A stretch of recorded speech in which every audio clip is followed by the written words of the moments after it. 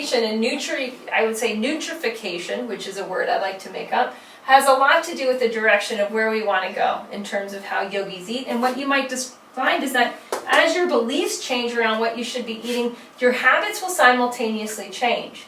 So if I look at my path as a yogi, what I see largely is that what I eat changes dramatically as my beliefs start to change. As my beliefs mature and become much more integrated and much more holistic in nature, my perspective widens and I start to have different practices. This word kitchen sadhana is the word of spiritual practice brought into the kitchen. And what does that mean? Well, if we look at our physical body as our food body, this annamaya kosha, as influencing our energy body, influencing our mind and emotions, influencing our connection to our intuition and our experience of being spirit in action, we start to see like what the food body is really matters. And we know you are what you eat or you are what you digest.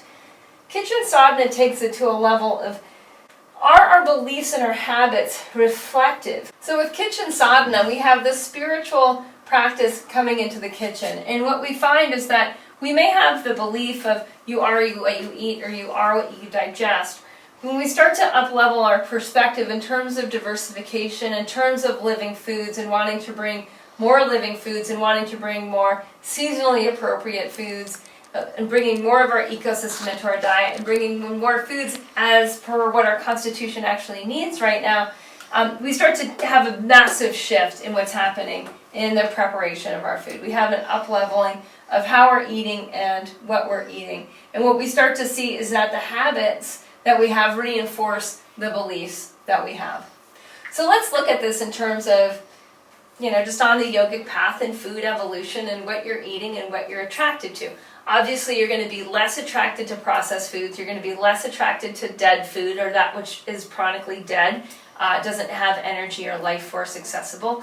And you're going to be repelled or repulsed by foods that are dumb, foods that are chemically engineered or artificially created. You start to actually have a repulsion. You taste it and your tongue will say, that's not food, and you'll spit it out.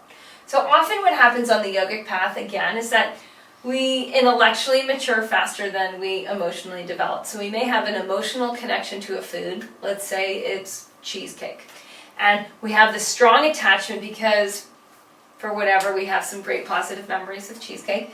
And, and we start to notice that I don't feel so good after I eat it, but we're still attached to it. Well, there's often a little bit of a process of catch-up with food where we need to emotionally develop. We get stronger in our practices, and soon we start to notice that actually, I used to like cheesecake, but I don't anymore. And my habits are such that I like to be in this much more vibrant body, and I don't want to feel that heaviness that comes from that food. So let's look at foods that naturally have the vibration of yoga. And I'm talking a lot more about living foods or about lightly cooked foods. So I'm going to write. So living foods means that the enzymes are still intact in the food itself. So a living food, for instance, if we're talking about a cracker, if we're just eating some crackers, a living food cracker will be usually fermented and dehydrated before eaten. So there's a lot more happening in the processing of the food. The actual practices, again, the kitchen as a spiritual center in the house, and having practices around cooking will enable food to become much more digestible and have the enzymes and the nutrients intact. So what we might do is soak some buckwheat and some flaxseed so the enzymes start to wake up, and we might add some spices. Maybe we'll add some Italian spices like thyme and rosemary. Maybe we'll add some sesame seeds, which we might grind up and then stir in to have an oiliness. And we'd make this into a dough, and then we'd flatten the dough on sheets and dehydrate it. And now we have crackers 12 hours later. Those crackers, the enzymes and the nutrients are still intact, as opposed to buying crackers at the store, which the grain may be GMO grain, or maybe it's non-GMO grain, but it's been processed and it's been processed in a factory, and it's been cooked and it's been shipped, and there's preservatives in it, which has rendered a lot of those enzymes and nutrients totally defunct and unavailable to your physiology. So what starts to happen is that food starts to just taste like filler. You can't taste the energy, you can't taste the aliveness from the enzymes, and you really can't taste the nutrients in it. So as that falls away, you end up needing to develop different kitchen habits. Certain things that you buy in the store regularly are no longer as appealing.